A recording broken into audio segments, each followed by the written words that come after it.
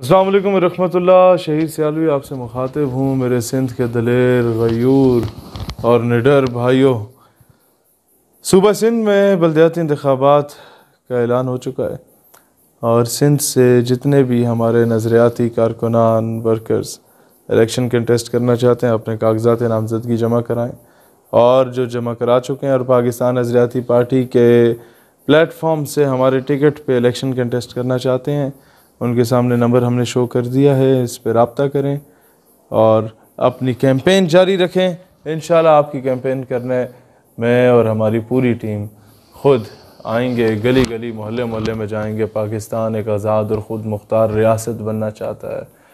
सिंध के आज भी आप इंटीरियर सिंध का विज़िट करें तो दाएं और बाएं हर जगह आपको झुग्गियाँ नज़र आएंगी।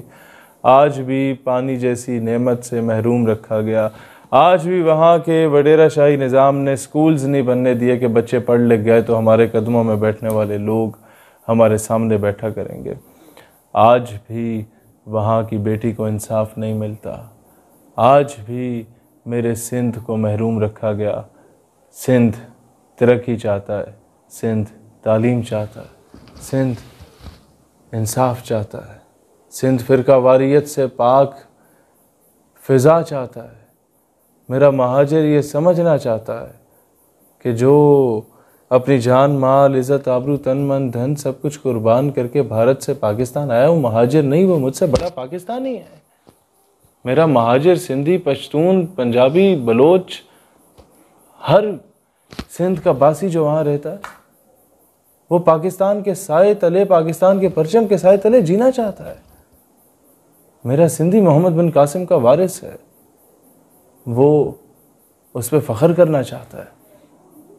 मेरे सिंध का बासी अब किसी गैर के हाथों और किसी मरूसी सियासतदान के हाथों इस्तेमाल नहीं होना चाहता।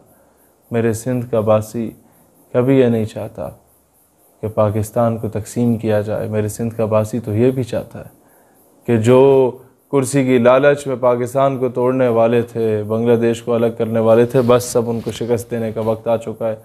अब पाकिस्तान को मुनज़्ज़म, मुत्तहिद और यकजा इस कौम को करने का वक्त आ चुका है। पाकिस्तान पाइंदाबाद।